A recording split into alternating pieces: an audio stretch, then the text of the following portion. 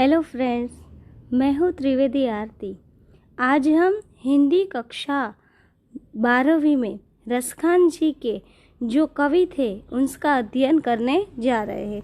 यानी कि 12वीं कक्षा के जो विद्यार्थी हैं उनके लिए आज मैं यह वीडियो प्रस्तुत करने जा रही हूँ। सबसे पहले तो पाठ्यपुस्तक में दिया गया यह काव्य कान्हा भई बस बांसुरी के, इसके कवि है रसखान जी। तो हिंदी साहित्य के कवि रसखान जी जो है वह कृष्ण भक्त है। तो इनका परिचय ले ले।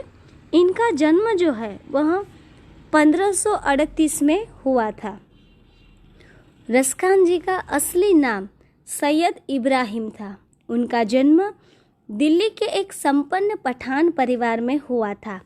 रसखान जी कृष्ण के अनन्य भक्त थे। गोस्वामी विठलनाथ जी के दीक्षा से वह ब्रज में रहकर कृष्ण भक्ति में लीन हुए थे और उन्होंने उसी समय दौरान पदों की रचनाएं की थी।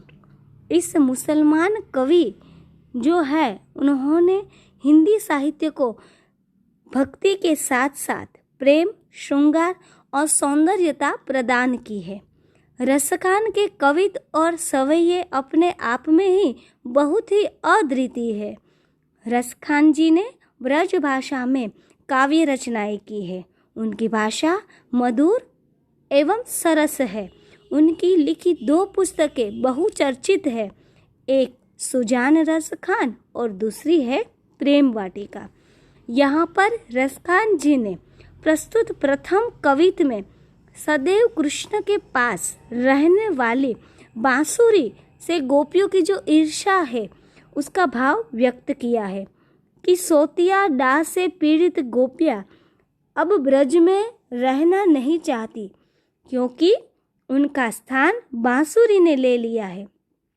तो रसखान जी ने दूसरे कवित्व में कृष्ण का स्वांग रचने वाली, स्वांग का अर्थ होता है रूप, रचने वाली गोपियाँ सीतिया डाह के कारण उनकी बांसुरी को जो कृष्ण के होठों पर थी अपने होठों पर रखने से इनकार कर देती है। यहाँ पर कवि ने दोनों कविताओं में गोपियों की मनस्थिति को बहुत ही मार्मिक रूप से वर्णन किया है। तो चलो हम इसका अध्ययन करते हैं। पहला कविता है कान्हा भये बस बांसुरी के, कान्हा भये बस बांसुरी के हमको चाहिए। चाहिए का अर्थ होता है चाहेगा। निस द्योत रहे संग साथ ही लगी, यह सोतिन तापन क्यों सहिए। यानी कि निस द्योस का अर्थ होता है रात और दिन, और तापन का अर्थ होता है संतापों को। सही है यानी कि सहन करेगी। जिन मोह लियो मन मोहन को, रसखान सदा हमको दहिए। मिली आवो सब सखी भागी चले, अब तो ब्रज में बंसुरी रही ही है। यहाँ पर कहते हैं दही है यानी कि जलाती है। कौन? तो के मोह लियो, मोहित कर लेने वाली बांसुरी। रसखान जी कहते हैं कि जो बांसुरी है वह गोपी हो जाए, वह गोपी को अपनी ओर से वह ईर्ष्या का भाव जो है, सोतिया डाह का जो भाव है वह जगाती है। यानी कि कृष्ण के वंशी प्रेम एवं गोपियों के उसके प्रति जो सोतिया डाह का सजीव वर्णन है, यह सजीव वर्णन इस कविता में किया गया है। कवि रसखान जी ने यहाँ पर प्रदर्शित किया है कि एक गोपी अपनी सखी से कहती है कि हे सखी, श्री कृष्ण अब बांसुरी के वश में हो गए हैं। कान्हा भई बस बांसुरी के, बस यानी कि बस में हो जाना। भगवान कृष्ण जो है वह बांसुरी के वश में हो गए हैं। अब हमसे कौन प्रेम करेगा। श्री कृष्ण अब हमसे बहुत प्रेम करते थे, लेकिन अब वे इस दुष्ट बांसुरी से प्रेम करने लगे हैं।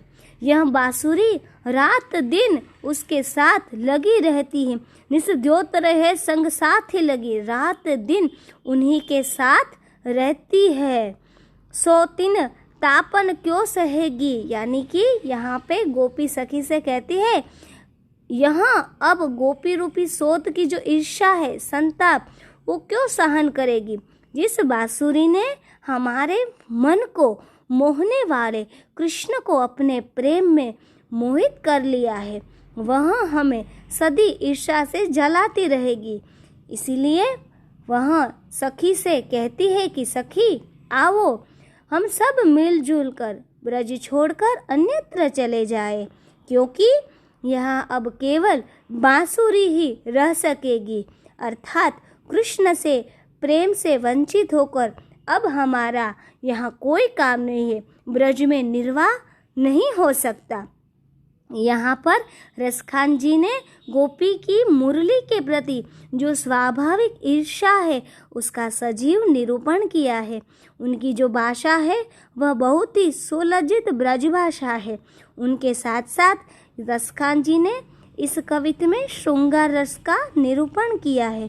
यहाँ पर अलंकार के रूप में हम देखें तो अनुप्रास अलंकार का उपयोग किया गया है।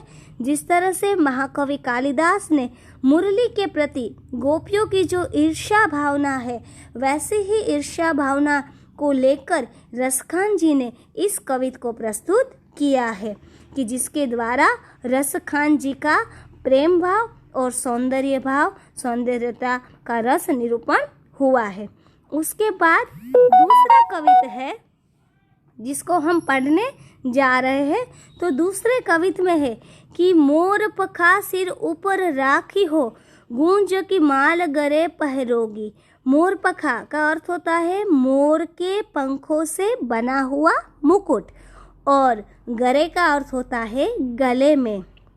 ओढ़ पीताम्बर ले लटुकी, ओढ़ पीताम्बर ले लटुकी, इसका अर्थ होता है कि पीले रंग का वस्त्र, और लटुकी का अर्थ होता है छोटी लाठी, यानी कि बन गोधन ग्वारन संग फिरोगी, गोवालन बन के ग्वालों के साथ फिरूंगी। भाव तो वो ही मेरो रस खानी, सो तेरे कहे सब स्वांग करूंगी। स्वांग का अर्थ होता है श्रृंगार, अभिनय सब करूंगी। पीले वस्त्र को धारण करूंगी, मोर के पंख को भी धारण करूंगी, छोटी लाठी लेकर ग्वालन बनकर गायों को चराने भी जाऊंगी। भाव तो मोही मेरी रस खानी, सब रस को मैं उसका अभिनय करूंगी। या मुरली मुरली दर की अदरादन दरी अदरा न धरूंगी। अदरा रन का अर्थ होता है होठों पर, और अदरा न का अर्थ होता है होठों पर नहीं। यानी कि रसखान जी ने इस कविता में कहा है कि कृष्ण के वियोग में व्याकुल गोपियों की मनोदशा का मोहक वर्णन है, और कृष्ण के प्रेम में मग्न गोपी जो है वह कृष्ण का वेश तो धारण कर रही है, लेकिन अपने हृदय को सांत्वना देने के साथ साथ वह बांसुरी के प्रति अपनी जो द्वेषता है उसे प्रकट करती है। पूरे जो कविता है उसमें यहाँ पे व्याख्यात किया है कि एक गोपी अपनी दूसरी सखी से कहती है कि हे सखी, मैं तुम्हारे कहने से अपने सिर पर मोर के पंखों से बना मुकुट धारण करूंगी, अपने गले में गूंजों की माला पहनूंगी, कृष्ण की तरह पीले वस्त्र पहनकर हाथों में लाठी लिए हुए ग्वालों के साथ गायों को चराती हुई वन वन घूमती रहूंगी। ये सब कार्य मुझे अच्छे लगते हैं, परंतु तेरे कहने से मैं कृष्ण के जो सभी वेश है वह धारण तो कर लूंगी, परंतु उनके होठों पर रखी हुई बांसुरी का अपने होठों से स्पर्श नहीं करूंगी। उसका तात्पर्य यह है कि कृष्ण जो है वह गोपियों के प्रेम की परवाह न करके जो दिन रात बांसुरी के साथ रहते हैं, उसे अपने होठों से लगाए रहते हैं। अतः गोपियाँ उसे सोत मानकर उसका स्पर्श जो है, वह जो स्पर्श होता है वह सहन नहीं पाती। वह कृष्ण के प्रति जो उसकी प्रेम की परवाह है वह न समझ पाने के कारण वह उस पर क्रोधित होती है, और उनके साथ साथ गोपियाँ जो है वह बांसुरी को सोत मानकर उसका स्पर्श न करके कृष्ण से ज़्यादा मुँह लग जाने की बात सोचती है। यहाँ पर भी रसखान जी ने गोपियों के अनन्य प्रेम भाव और बांसुरी के प्रति उसकी जो स्त्रीयोचित ईर्ष्या जो है उसका स्वाभाविक निरूपण किया है। उनकी भाषा जो है वह ब्रजभाषा है। उन्होंने गुण माधुर्य का निरूपण किया है, श्रृंगार रस को यहाँ पे वर्णित किया है। उनके साथ साथ उन्होंने यहाँ अलंकार के रूप में अनुप्रास और यमक, हम देखते हैं कि मुरली मुरली धर की और अधरा धन धरी अधरा न धरोगी, इन दोनों में हम देख सकते हैं कि अनुप्रास और यमक इन अलंकारों का वर्णन किया गया है। तो हमने देखा कि रसखान जी ने बहुत ही अलग तरीके से अपने जीवन को रसिक मानते हुए उन्होंने अपनी इन 2 कविताओं में भी कृष्ण की जो भावना है, गोपियों के कृष्ण के प्रति जो प्रेम भावना है, उसका उन्होंने उल्लेख किया है।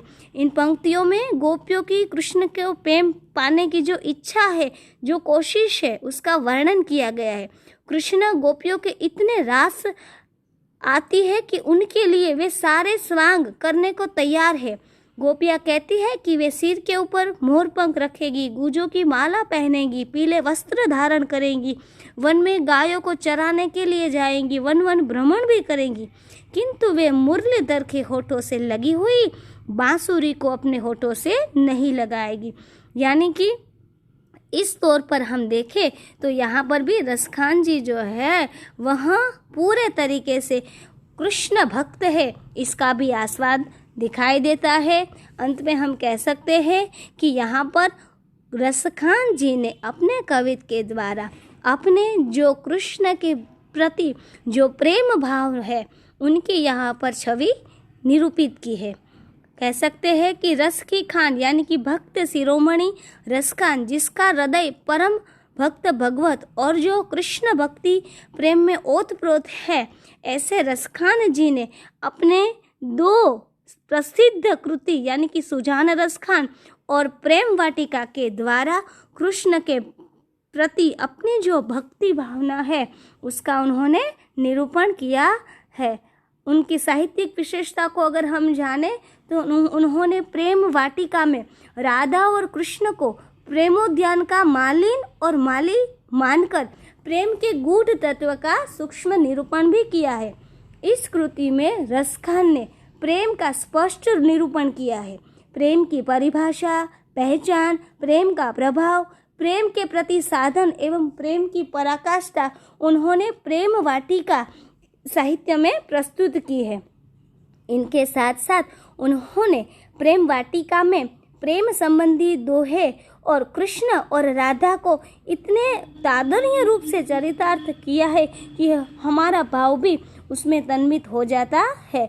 यानी कि भक्तकालीन कवि रसखान जो है उन्होंने भक्ति रस और श्रृंगार रस को प्रधानता देते हुए कृष्ण भक्ति में आसक्त होकर अपने सवयों का निरूपण किया है।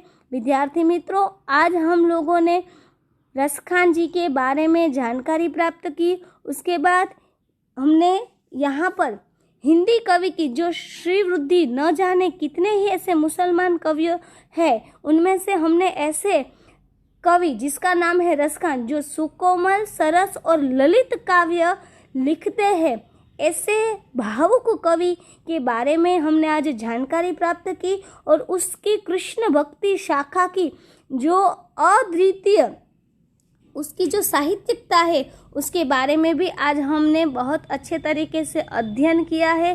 तत्पश्चात अगर हम कहें तो रसखान जी जो है वह उन्होंने जो सुजान रसखान की जिसके अंदर उन्होंने 100 से ज़्यादा भावपूर्ण छंद लिखे हैं और प्रेम वाटिका जो उसकी पुस्तक है, साहित्य कृति है, उसमें उन्होंने 25 से भी ज़्यादा प्रेम के त्यागमय और निष्काम स्वरूप का काव्यात्मक निरूपण किया है, जो हमारे लिए जानना जरूरी है। यानी कि हम कह सकते हैं कि रसखान जी ने साहित्य में भक्त कवियों में सर्वस्व रूप धारण किया है। उनके बारे में भी डॉक्टर जयेंद्र स्थातक ने कहा है कि इनकी भक्ति हृदय की मुक्त साधना है और इनका श्रृंगार वर्णन भावुक हृदय की उन्मुक्त अभिव्यक्ति है। इसके काव्य स्वच्छंद मन के हैं और सहज उद्धार के भी है और यही कारण है कि स्वच्छंद काव्य धारा का प्रवर्तक उसे कहा जाता है। इनके काव्यों में भावना की तीव्रता है, गहनता है और तन्मयता को देखकर भारतेंदु जी ने भी कहा है कि इन मुसलमान हरिजनन पे कोटिन हिंदू वारिये, यानी कि मुसलमान ऐसे कवि पर मैं वारी वारी जाता हूँ। तो यह जो भाव है, कवियों की भावुकता है, इस भावुकता से यह चरितार्थ होता है कि हिंदी कवियों में रसखान जी का स्थान जो है वह बहुमूल्य है। तो विद्यार्थी मित्रों, आज हमने रसखान जी के 2 कवितों का अध्ययन किया, जिसमें पहले कवित में कान्हा जी जो है वह अधरों पर जो बांसुरी धारण करते हैं, इसे देख गोपियाँ जो है वह ईर्ष्याग्रस्त होती है और ब्रज को छोड़ने की बात करती है। तो यहाँ श्रृंगारिक भावना दिखाई है, रसास्वाद किया है। उसके बाद दूसरे में गोपी की सखी जो है वह कहती है कि मैं कृष्ण भगवान के स्वभी रंग रूप का, यानी कि उसका स्वांग रचकर अभिनय करती हुई मैं तुम्हारे लिए, वह कृष्ण के लिए आसक्त होंगी, लेकिन अधरों पर वह बांसुरी न रखने की जो चेष्टा करना चाहती है, इससे भी वह अपने जो बांसुरी के प्रति जो सोत है, सोतता का जो भाव है, वह भाव का निरूपण उन्होंने किया है। तो इस तरह से दोनों कविता के अंदर रसखान जी की कृष्ण भक्ति भावना गोपियों के माध्यम से बताया गया है। यहाँ पर शब्दार्थ की जो समझूती है वह भी दर्शाई गई है। इसके बाद यहाँ पर स्वाध्याय लेखन जो है, स्वाध्याय लेखन का मैंने यहाँ पे जो स्वाध्याय दिया है उसका निरूपण किया है। आपको उसका अध्ययन करना है और लेखन कार्य भी करना है। इसके साथ साथ विद्यार्थी मित्रों, हमारी पाठ्यपुस्तक आधारित जो भी रचनाएं हैं, इस रचनाओं के आधार पर आज हमने जो रसखान जी का परिचय जो लिया है, तो इसके बारे में भी अन्यत्र जानकारी प्राप्त करके रसखान जी के बारे में ज़्यादा से ज़्यादा जानकारी लेकर उसका अध्ययन करेंगे। धन्यवाद।